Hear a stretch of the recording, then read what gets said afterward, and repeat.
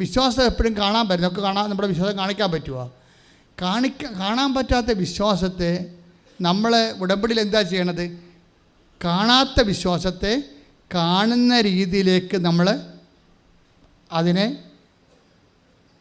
Replacement നടത്തും. ഉള്ളിൽ കാണാതിരിക്കണ വിശ്വാസമല്ലേ. അപ്പോഴേ ഞാനിത് എവിടെ നിന്നാണ് പഠിച്ചതെന്നൊക്കെ മനസ്സിലായോ? അതായത് ഒരു രോഗിനെ കൊണ്ടുവരുമല്ലോ, തളർവാദ രോഗിയില്ലേ, അവന് കൈ ഇങ്ങനെ അവനെ ചോദ്യച്ചിട്ടാൻ പോലെ ഇങ്ങനെ ഒടിഞ്ഞു മടങ്ങി മരവിച്ചിരിക്കുകയില്ലേ, അവനെ 4 പേര് കൂടി പിടിച്ച് കർത്താവിൻ്റെ അടുത്ത് കൊണ്ടുവരത്തില്ലേ? അപ്പോൾ കർത്താവിൻ്റെ വാതിക്കൽ നിറച്ച ആളുള്ള കാരണം കയറാൻ പറ്റില്ലല്ലോ. അപ്പോൾ അവരെന്നാ ചെയ്ത് മേൽക്കൂര പൊളിച്ചിട്ട് കട്ടിലോട് കൂടെ താഴേക്ക് ഇറക്കുമ്പോൾ സുവിശേഷം പറയുന്നൊരു വാക്കുണ്ട്. എന്താണ്? അവരുടെ വിശ്വാസം കണ്ട്. ഒന്ന് വായിച്ചത് ശ്രദ്ധിക്കട്ടെ. മർക്കോസ് 2:4-5. മർക്കോസിന്റെ സുവിശേഷം 2-ാം അധ്യായം 4-ാം വാക്യം 5-ാം വാക്യം. ജനക്കൂട്ടം നിമിത്തം അവന്റെ അടുത്തെത്താൻ അവർക്ക് കഴിഞ്ഞില്ല. ഒന്ന് പറഞ്ഞേ. ജനക്കൂട്ടം നിമിത്തം അവന്റെ അടുത്തെത്താൻ അവർക്ക് കഴിഞ്ഞില്ല. അതിനാൽ അവനിരുന്ന സ്ഥലത്തിന്റെ മേൽക്കൂര പൊളിച്ച് തളർവാദ രോഗിയെ അവർ കിടക്കയോടെ താഴോട്ടിറക്കി. അവരുടെ വിശ്വാസം കണ്ട്. മനസ്സിലായില്ലേ? ഇതാണ് അവരുടെ വിശ്വാസം കണ്ട്. അപ്പൊ വിശ്വാസത്തെ എന്താ ചെയ്തിരിക്കണത്? കാണാവുന്ന രൂപത്തിലേക്ക് കൺവേർട്ട് ചെയ്തിരിക്കുകയാണ്. ഇപ്പം ജയമോൾ എന്താ ചെയ്തിരിക്കണത്? വിശ്വാസത്തെ കാണാവുന്ന രൂപത്തിലേക്ക് കൺവേർട്ട് ചെയ്തു. യേശു കർത്താവാണെന്ന് അത്തരം കൊണ്ട് ഏറ്റു പറഞ്ഞു. എന്താണ്? ദൈവം സമസ്തവും അവൻ്റെ പാദത്തിൻ്റെ കീഴിലാക്കിയിരിക്കുന്നു. അത് നിങ്ങൾ അറിയണം. വിശ്വാസം എക്സിക്യൂട്ട് ചെയ്യുമ്പോൾ ഈ വചനം മറന്നു പോകരുത്. അതായത് 1 കൊരിന്ത്യർ 15:27 ദൈവം സമസ്തവും ഒന്ന് പറഞ്ഞേ. ദൈവം സമസ്തവും അവന്റെ പാദത്തിന്റെ കീഴിലാക്കിയിരിക്കുന്നു. ഈ സമസ്തവും എന്ന് പറഞ്ഞ സാധനത്തിന് പഞ്ചായത്ത് ഉണ്ടേ, മനസ്സിലായില്ലേ? പഞ്ചായത്തുണ്ട്, അറബിയുടെ വീടുണ്ട്, എല്ലാ സാധനവും ഉണ്ട്. ഇത് വിശ്വാസം മനസ്സിലാക്കണം. എപ്പോഴാണ് വിശ്വാസം മനസ്സിലാക്കണത്? കേരള യൂണിവേഴ്സിറ്റി ഉണ്ട്, MG യൂണിവേഴ്സിറ്റി ഉണ്ട്. നിനക്ക് ഭാരമുണ്ടാക്കുന്ന പണ്ട് വിശ്വാസികൾ ഒരു പണി ചെയ്യുമായിരുന്നു. അതായത് ഒരു സ്ഥലത്ത് തോറ്റു കഴിഞ്ഞാൽ അതായത് ആ സ്ഥലത്ത് കൊണ്ടുപോയി ഉപ്പിടും. ഒരു യഹൂദ പാരമ്പര്യമാണ്. എന്തിനങ്ങനെ ഉപ്പിടണത്? തോറ്റ സ്ഥലത്ത് കൊണ്ട് ഉപ്പിടും. എന്തിനങ്ങനെ ഉപ്പിടണത്? അത് ദൈവത്തിൻ്റെതാക്കി മാറ്റുകയാണ്. പറഞ്ഞ മനസ്സിലായില്ലേ? നമ്മൾ തോറ്റെടുത്ത് എൻ്റെ ദൈവം വിജയിക്കും. അബിമേലെക്ക് ആ ദിവസം മുഴുവൻ പട്ടണത്തിനെതിരെ യുദ്ധം ചെയ്ത് അത് കൈയടക്കി അവിടെ പാർത്തിരുന്നവരെ കൊന്നു. പട്ടണം ഇടിച്ചു നിരത്തി ഉപ്പ് വിതറി. ഇതെന്താ സംഭവിച്ചു കഴിഞ്ഞാൽ, ഒരു സംഭവം ദൈവത്തിൻ്റെതാക്കി തീർക്കാൻ വേണ്ടി യഹൂദന്മാർ ചെയ്തുകൊണ്ടിരുന്ന ഒരു പരിപാടിയാണത്. ഉപ്പ് വിതറുക എന്ന് വെച്ചാൽ നമ്മളെ ഉടമ്പടിയിൽ ഉപ്പ് തന്നിരിക്കുന്നതിൻ്റെ ഉദ്ദേശം എന്ന് പറഞ്ഞു കഴിഞ്ഞാൽ, നിങ്ങളത് എവിടെയാണ്? ഇപ്പോൾ ചില പ്രാണികളുണ്ട്, അല്ലെങ്കിൽ പാമ്പിൻ്റെ ശല്യമുണ്ട് എന്നൊക്കെ പറഞ്ഞാൽ ഞാൻ ഉടനെ പറയും, നിങ്ങൾ വിശ്വാസ പ്രമാണം ചൊല്ലി അതുകൊണ്ട് പോയി സ്ഥാപിക്കാൻ പറയും. ഇവരുടെ വരുന്നൊരു മിസ്റ്റേക്ക്, ഇവർ വിശ്വാസ പ്രമാണം ഉഴപ്പിയാണ് ചെല്ലണത്. അതാണ് പ്രശ്നം. ഇനി നോക്കി വായിക്കുന്നവർ പത്രം വായിക്കണ പോലെ വായിക്കും, അവരത് വിശ്വസിക്കത്തില്ല. കാര്യം എന്താ? ഈ വിശ്വാസ പ്രമാണം എന്ന് പറയണത് ഒരു ബ്രോഡ് ഫോമാണ്. എന്ന് വെച്ച് കഴിഞ്ഞാൽ ക്രിസ്തുവിനെ സംരഭ്യമാക്കുന്ന യേശു കർത്താവാണെന്ന് അധരം കൊണ്ട് ഏറ്റു പറയണം. യേശുവാണ് കർത്താവെന്ന്. പിന്നെന്താണ്? ദൈവം അവനെ മരിച്ചതെന്ന് ഉയർപ്പിച്ചെന്ന് ഹൃദയത്തെ വിശ്വസിക്കണം. അപ്പോഴാണ് രക്ഷ ക്രിസ്തുവിനെ പ്രാപിക്കണത്. അത് വിശ്വാസ പ്രമാണം കൃത്യമായിട്ട് നമ്മൾ ആക്ടിവേറ്റ് ചെയ്യുമ്പോൾ, ലോഞ്ച് ചെയ്യുമ്പോൾ നമ്മുടെ ഉള്ളിൽ ഹൃദയത്തിൽ വിശ്വസിച്ചിരിക്കണം. അത് പല ആൾക്കാർക്കും അധരം കൊണ്ട് ഏറ്റുപറയുന്നുണ്ട്, ഹൃദയത്തിൽ വിശ്വസിക്കണില്ല. അതാണ് കുഴപ്പം ഉണ്ടാക്കുന്നത്. ഹൃദയത്തിൽ വിശ്വസിക്കണം. കാര്യം വിശ്വാസപ്രമാണം ആക്ടിവേഷനിൽ വരണതെല്ലാം ആ ഹൃദയത്തിൽ എന്തുമാത്രം ഏതെല്ലാം കപ്പാസിറ്റി നിങ്ങൾക്കത് വിശ്വസിക്കാൻ പറ്റുന്നു അതനുസരിച്ച് കൊണ്ട് അതിൻ്റെ റേഞ്ച് വർദ്ധിച്ചുകൊണ്ടിരിക്കും.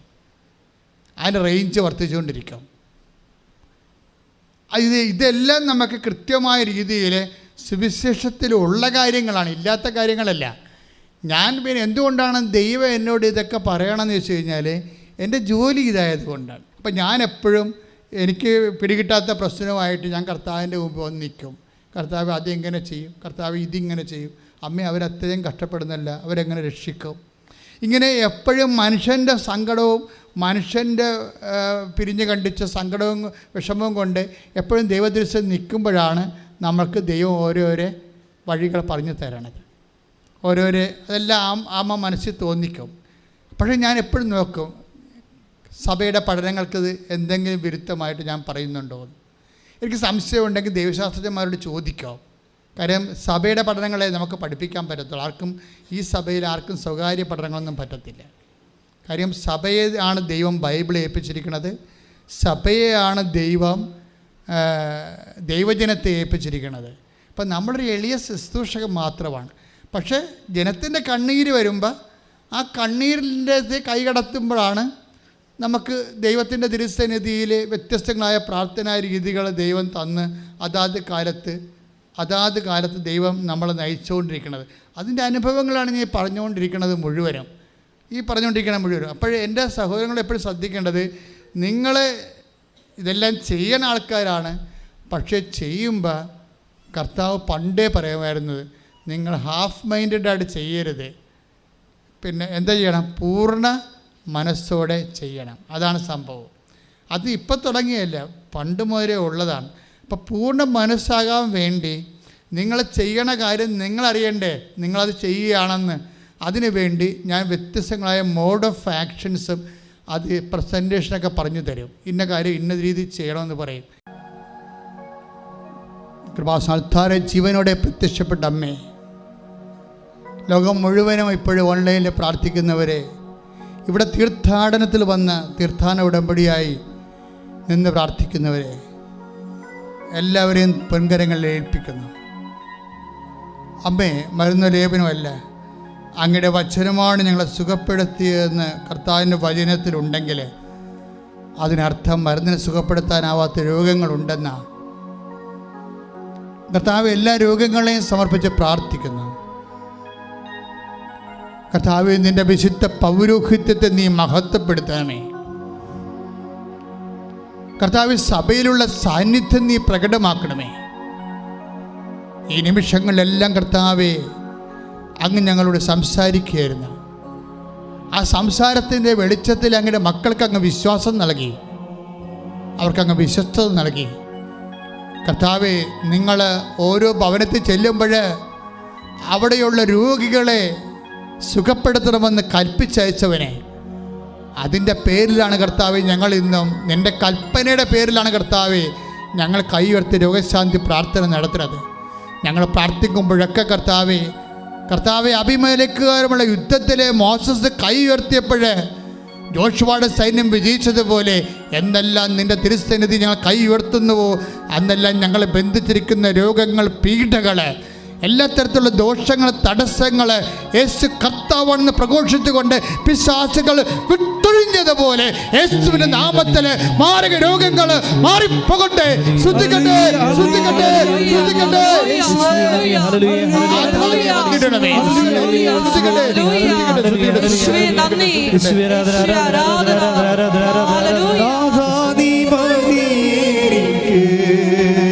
പാടുക.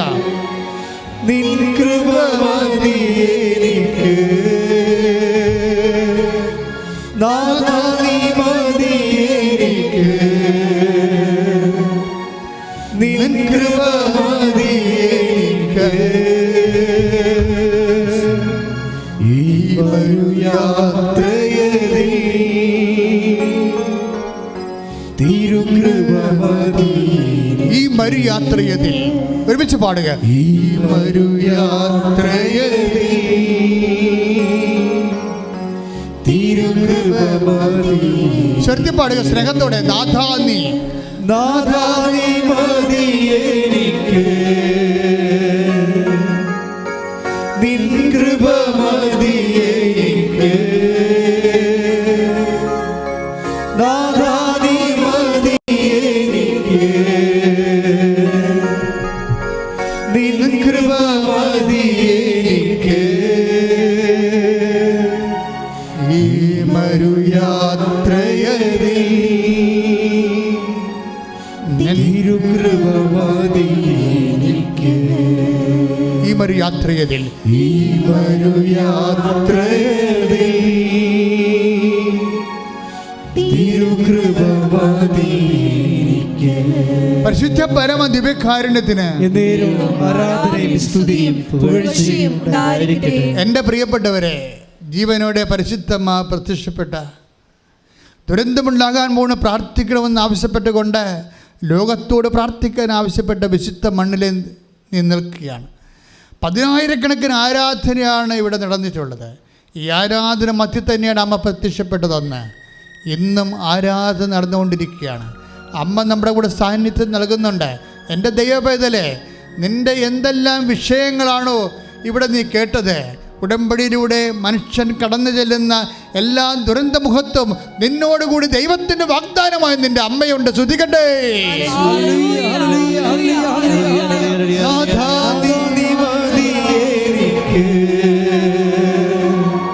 നിൻ കൃപ മതി എനിക്ക്, നാഥാ നീ മതി എനിക്ക്, നിൻ കൃപ മതി എനിക്ക്. മക്കളെ, നമ്മൾ എന്തെല്ലാം സാക്ഷ്യങ്ങൾ കേട്ടോ. ചെറിയവരുടെയും വലിയവരുടെയും സാക്ഷ്യങ്ങൾ നമ്മൾ കേട്ടു. പലതരത്തിലുള്ള കുരുക്കിൽ അകപ്പെട്ടവരുടെ സാക്ഷ്യങ്ങൾ കേട്ടു. നമ്മൾ കേട്ടപ്പോൾ എന്താണ് ദൈവം നമ്മളെ കേൾപ്പിച്ചത്? മക്കളെ, നിൻ്റെ ജീവിതത്തിൻ്റെ കണ്ണീരിന് എന്ത് നിറമായാലും, കണ്ണിൽ നിന്ന് ചോരയാണ് വരണമെങ്കിൽ കർത്താവ് അത് കാണുന്നുണ്ട്. കർത്താവ് കൈനീട്ടും. നിൻ്റെ വിശ്വാസം കാണാവുന്ന രൂപത്തിലേക്ക് നീ എപ്പോൾ കണ്ണുവെട്ട് ചെയ്യാനാണ് നിന്നെ ഉടമ്പടിയിലൂടെ ദൈവം ക്ഷണിക്കുന്നത്? കാണാവുന്ന വിശ്വാസത്തിലേക്ക്, വിശ്വാസത്തെ പരിവർത്തനം ചെയ്യാൻ, തർജ്ജിമ ചെയ്യാൻ ഉടമ്പടിയിലൂടെ ദൈവം ഈ കാലങ്ങളിൽ നമ്മൾ ക്ഷണിക്കുകയാണ്. പരിശുദ്ധ അമ്മയുടെ പ്രത്യക്ഷീകരണത്തിലൂടെ. ദൈവത്തിലെ ഇപ്പോഴും നമ്മൾ പ്രാർത്ഥിക്കാൻ പോകുന്നത്, ഒരു കോവിഡിൻ്റെ കാലം കഴിയുമ്പോൾ എല്ലാവരുടെയും ചെവിട് പറഞ്ഞു നിൽക്കുകയാണ്. ഓരോ ബിസിനസ്സൊക്കെ ചെയ്തിരുന്നവർ, വാടകയൊക്കെ ചെയ്തിരുന്നവർ, അത് ചെയ്യാനേ പറ്റിയിട്ടില്ല. പക്ഷേ വാടക പെരുകി, ലോണിൻ്റെ ഇൻട്രസ്റ്റ് കൂടി, കടങ്ങളൊക്കെ ആയിപ്പോയി. ഞാൻ എപ്പോഴും കണ്ണീരോടെ അമ്മയുടെ മുമ്പിൽ നിൽക്കണം. ഇതാണ് കണ്ണീരിൻ്റെ ഒരു കാലം നമ്മൾ കടന്നു പോയെങ്കിലും നമുക്ക് അതിജീവിക്കാൻ പറ്റാത്ത 10,000 അഭിമാനം പണയം വെച്ച് ജീവിക്കുന്നൊരവസ്ഥയിലേക്ക് നമ്മൾ പോവുകയാണ്. അമ്മേ, ഈ വിഷയം ആരെല്ലാം ഉന്നയിക്കുന്നുണ്ടോ അവരെല്ലാം ക്രിസ്തുവിൻ്റെ വാഗ്ദാനങ്ങളിലാണ് ആശ്രയിച്ചുകൊണ്ടാണ് അമ്മയുടെ മാധ്യസ്ഥം തേടുന്നത്. സർട്ടിഫിക്കറ്റ് ലഭിക്കാത്തവരുണ്ടമ്മേ, സർട്ടിഫിക്കറ്റ് വിത്ത് ഹെൽഡായിപ്പോയവരുണ്ടമ്മേ, പല പ്രാവശ്യം OIT-യും IITs ഒക്കെ എഴുതിയിട്ട് ഗതി കിട്ടാതെ വിഷമിച്ച് പണവും തീർന്ന് വീട്ടുകാരുടെ വഴക്കും കേട്ട് സങ്കടപ്പെട്ടിരിക്കുന്നവരുണ്ടമ്മേ. ജോലി ഇപ്പം കിട്ടും വിചാരിച്ചുകൊണ്ട് വിവാഹം താമസിച്ച് പോയി അവസാനം വിവാഹവുമില്ല, ജോലിയുമില്ലാത്തവരുണ്ടമ്മേ. കടങ്ങളെല്ലാം ബാങ്കുകാരുടെ കയ്യിലായിപ്പോയി. എല്ലാം ഭൂമിയിലെ കേരളത്തിൻ്റെ, ഇന്ത്യയുടെയും പകുതി മുക്കാൽ ഭൂമിയും ബാങ്കുകാരുടെ കയ്യിലായിപ്പോയി. മനുഷ്യൻ്റെ കയ്യിൽ ഭൂമിയില്ലാത്ത ഒരു കാലമാണ്. 1/3 ഭൂമി പോലും മനുഷ്യൻ്റെ കയ്യിൽ, സാധാരണക്കാരുടെ കയ്യിലില്ല. എല്ലാ സാമ്പത്തിക സ്രോതസ്സുകളുടെയും മൂലധന ശക്തികളുടെയും കയ്യിലേക്ക് ഭൂമി കൈമാറ്റം മാറുകയും ഭൂമിയില്ലാത്തവരായി നഗ്നരായി നടക്കുന്ന മനുഷ്യരെ പോലെയാണ് ഇന്ന് ജീവിക്കുന്നത്. കർത്താവേ, ഞങ്ങൾക്ക് വന്നിട്ടുള്ള ആപത്തുകൾ, ഞങ്ങൾക്ക് വന്നിട്ടുള്ള സാമ്പത്തിക കടങ്ങൾ, ജപ്തി നടപടികൾ, ജോലിയില്ലാത്ത അവസ്ഥകൾ, പല ചെറുകിട ജോലികളുമില്ല, വൻകിട ജോലികളുമില്ലാതെ കർത്താവെ, അന്യ നാട്ടുകാർ വരെ കർത്താവെ ഇവിടെ വന്ന് ജോലി ചെയ്യുമ്പോൾ ഞങ്ങളുടെ നാട്ടിൽ ജോലിയില്ലാതെ പട്ടിണി ഇരിക്കുന്നവരും പരക്കം പായുന്നവരും, കണ്ണീരോടെ മക്കളെ കെട്ടിക്കാൻ നിവൃത്തിയില്ലാത്തവർ, വിവാഹം കഴിച്ച് കൊടുക്കാൻ നിവൃത്തിയില്ലാത്തവർ, വീട് വെക്കാൻ നിവൃത്തിയില്ലാത്തവർ, വെച്ച വീട് റിപ്പയർ ചെയ്യാൻ പറ്റാത്തവർ, സ്ഥലമില്ലാത്തവർ, വീടില്ലാത്തവർ, വഴിയില്ലാത്തവർ, വെള്ളമില്ലാത്തവർ, വഴക്കിലും കേസിലും അകപ്പെട്ടിരിക്കുന്നവർ, അങ്ങനെ വ്യത്യസ്തങ്ങളായ ജീവിത ദുരന്തങ്ങളിൽ കെട്ടപ്പെട്ടിരിക്കുന്നവർ, യേശു ക്രിസ്തുവിന്റെ നാമത്തിൽ എല്ലാ കെട്ടുകളും അമ്മയുടെ മധ്യത്തിൽ അഴിയട്ടെ. ശ്രദ്ധിക്കട്ടെ, ശ്രദ്ധിക്കട്ടെ. ഹല്ലേലൂയ,